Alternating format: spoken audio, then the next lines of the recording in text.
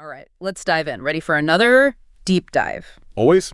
Okay, cool. Yeah. Today, we're going to be looking at a story about friendship and, those complicated relationships. Oh, yeah. The ones we probably all run into at some point. Definitely. So we're going to kind of unpack the story and see what we can learn from it, Yeah. about how to navigate these tricky situations. I love it. Cool. So the story comes from, it's a first-person account that was shared online. Right. And basically, it follows this woman, we're going to call her the narrator, Okay. and her long friendship with someone named Anne. Okay. And it starts out, Mm-hmm. seemingly perfect, picture perfect, fun times. They shared secrets, lots of support, that kind of stuff. It sounds like a bond that you think would last forever. That's what makes these stories so fascinating, right? Right. Because, you have that initial setup where everything seems great. Totally. And then, of course, it makes you wonder, well, what happened? What went wrong? What went wrong? And how can we learn from that, right? Exactly. Because things do take a turn. Yeah. The narrator ends up facing a really difficult period in her own life. Oh. And she turns to Anne for support, right? Right. Totally natural to do. Sure. But she finds that Anne isn't exactly the friend she thought she was. Oh, that's rough. Yeah. Instead of, being that listening ear or offering a shoulder to cry on, Right. Anne seems more interested in talking about herself Mm-hmm. and even kind of one-upping the narrator's struggles. It's almost as if Anne's capacity for empathy is Right. kind of limited or, creating a very one-sided dynamic. Right. It's all about her needs, Yeah. it seems like. Yeah, and there's this one detail in the story Okay. that I thought was so striking. So the narrator finally, manages to open up about what she's going through, and Anne just has this blank, glazed over look. Oh, wow. Like she's not even present. That's got to be so invalidating, especially when Right. you've been there for them in the past. Yeah. Makes you wonder, what's going on with Anne, Right. right? Like, is this a pattern of behavior? And it seems like it might be. The story mentions that Anne has this tendency to create drama and externalize blame, Oh, I see. Even making negative comments about other people, even mutual friends. Okay, now that's a really important point. Yeah. Because if she's doing that consistently, Yeah. it's not just, a bad friend phase. Uh-huh. It's suggesting that maybe there are some ingrained Right. personality traits Yeah. that are impacting her ability to, Yeah. form healthy connections. Okay. So let's get into that. What could be at the root of this behavior? What makes someone act this way?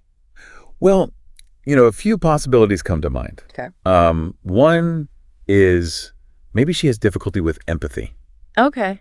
which can make it really hard Yeah. to truly understand and share Yeah. the feelings of others. So their focus is primarily inward. It's like looking in a mirror instead of out at the world. Yeah, exactly. Yeah. And then, of course, there's the question of narcissism. Oh, okay. Now, obviously, we can't diagnose anyone based on, Right.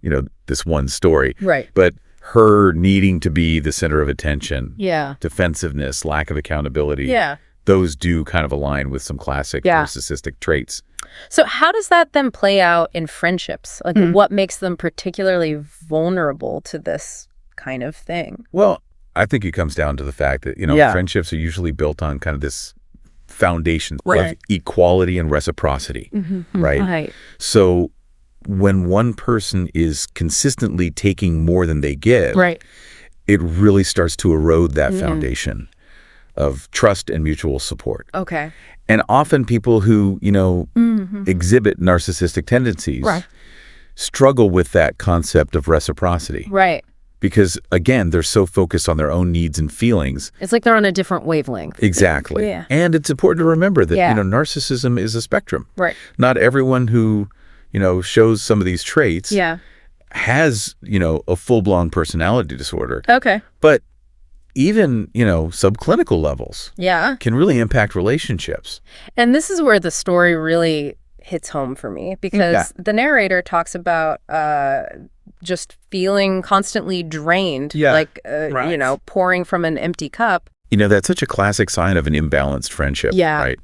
And it brings us to this idea of attachment styles. Oh, interesting. Right. Okay. So our early childhood experiences really shape the way we relate to others. Yeah. Particularly in close relationships. So tell me more about these attachment styles. I'm interested. Okay, so basically think of it like there are these 4 basic attachment styles. Okay. Each with their own kind of characteristic. Okay. So you have secure attachment, which is, folks who have a sense of trust and emotional security. Right. They feel comfortable being independent, but also interdependent. So they can get close, but they're also okay with being on their own. Yeah, exactly. Okay. Then you have anxious attachment, where people really crave closeness and reassurance. Okay. But they often fear abandonment. Okay. And then you have avoidant attachment. Right. Which is, a preference for distance, reluctance to rely on others.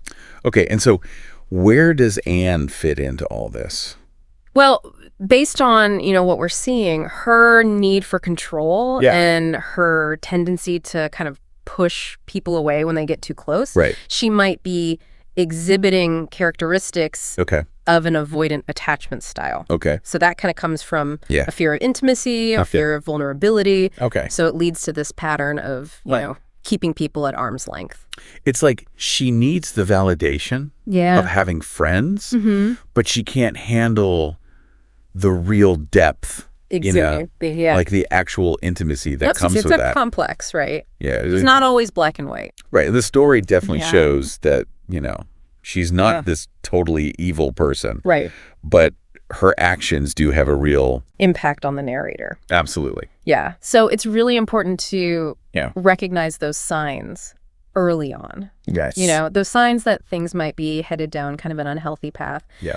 So for our listeners out there who are maybe thinking, this sounds a little familiar. Yeah. What are some of those telltale signs that they should watch out for? Well, I think, keeping in mind every relationship's unique. Of course. But some common red flags would be, that consistent lack of reciprocity. Okay. Feeling drained or exhausted after spending time with them. Right. Noticing that, the conversation always seems to circle back to their needs and experiences. Right. Like they're incapable of really sharing in your joys or your struggles. Yeah. Yeah. Another one is just constant negativity. Okay. Always blaming others for their problems. Yeah. It's like, always playing the victim. Right. Avoiding responsibility. Yeah. That might signal a deeper issue. Yeah. And remember how the narrator mentioned that Anne had this pattern of creating conflict and division? Yes. Like in her whole social circle. Yeah. And that's such a big red flag. Yeah. Because if someone is constantly at the center of drama, where they're trying to isolate you from other people in your life, that's a problem. Yeah. So trust your instincts. Yeah. If something feels off, if you consistently feel hurt, undervalued, don't dismiss it. Right. It's okay to question the dynamic, even seek support from other people. Yeah, those healthy relationships can really give you perspective. Totally. Yeah. Surround yourself with people who lift you up, inspire you, who make you feel seen. Okay. And I think that really brings us to the point in the story where the narrator decides to end things with Anne. Right. And I think it's so inspiring. Yeah. That she doesn't get stuck in anger or resentment. Right. She chooses to walk away with peace and clarity. Yeah. It's a great example of self-care and setting boundaries. Totally. Yeah. And, it's never easy to end a long-term friendship. No. But just recognizing that it's no longer serving you is such a huge step. Yeah. It's a powerful message, Your well-being matters. Absolutely. Yeah. And sometimes walking away is the healthiest, the most loving thing. Yeah. And the story really shows that because she describes this sense of relief. Yeah. Like a weight's been lifted off of her shoulders. And it's a testament to her courage, her commitment to her well-being. And, we all have the power to choose the people we let in our lives, right? Right. And create, a landscape that supports our growth. So how can our listeners, start to cultivate these healthy relationships? Like, what are some steps they can take? Well, I think first and foremost, just be mindful of the people you choose to spend your time with. Okay. pay attention to how you feel when you're with them. Right. Do they energize you? Yeah. Do they drain you? Yeah. Do you feel safe being vulnerable with them? Exactly. It's like doing an emotional inventory, right? Yeah, totally. Are these relationships adding value? Yeah. Or are they taking away? Right. And, don't be afraid to set boundaries if you need to. Right. It's okay to say no. Right. It's okay to limit your time. Yeah. And on the flip side, make an effort to nurture the relationship. Yeah, absolutely. That do bring you joy. Those are the ones that deserve your time. Right. And, even the healthiest friendships are going to have bumps in the road, right? It's how you navigate those. Totally.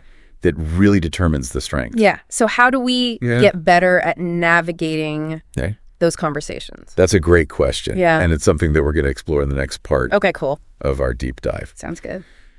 Picking up on those attachment styles, it's fascinating to think that Anne's behavior could come from a bunch of different factors, right? Yeah. We've touched on empathy or a lack thereof. Right. Which, can make it really hard to understand other people's feelings, share them. Right.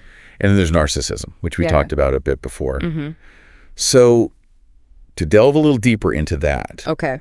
What could be going on with Anne psychologically? Yeah. What's driving this need for control, Yeah. So a few things. One is, low empathy. We touched on that. Right. That can make it difficult to really get into someone else's shoes. Okay. And then there's the question of narcissism. Okay. Now, obviously, we can't diagnose her. Right. Based on just this story. Sure. Yeah. But, the need to be the center of attention. Yeah. The defensiveness. Yeah. The lack of accountability. Right. Those all align with some classic narcissistic traits. Okay. So, putting this all together, it's really highlighting, I think, the impact of Anne's actions on the narrator. Absolutely.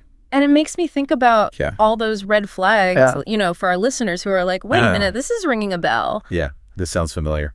What are some of those key signs that a friendship might be unhealthy? Well, I think it's important to remember that, every relationship is different. Sure.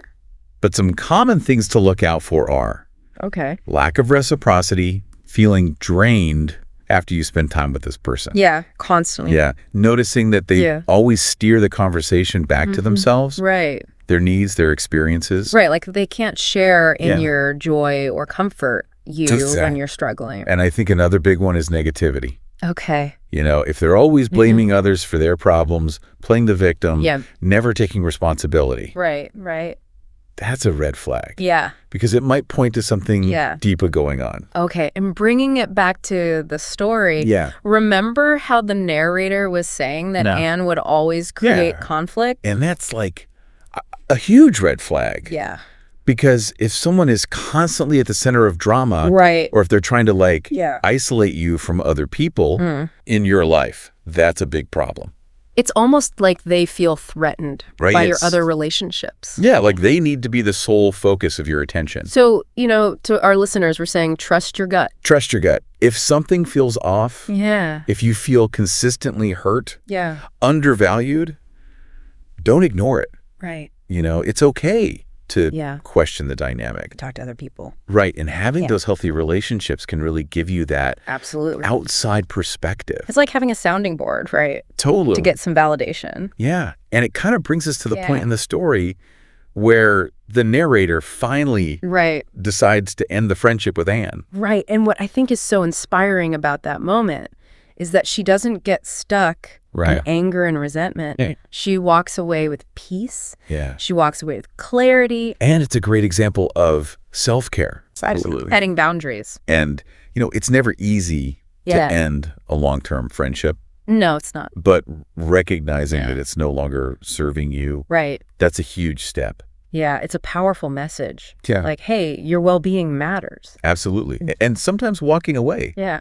Is the healthiest thing you can do. Right. The most loving thing. The most loving thing you can do for both of you. Yeah, for both of you. And it's so powerful because the narrator talks about this feeling of relief. Like a weight has been lifted. Yeah. And I think that really speaks to her courage, her commitment to her own well-being. Right. And, it's a reminder that we all have the power to choose who we let into our lives. Right, right. And to create that environment that really supports our growth. So for our listeners then, how can they start to cultivate these healthy relationships? Well, I think, first and foremost, just be mindful of who you're spending your time with. Right. Pay attention. Yeah.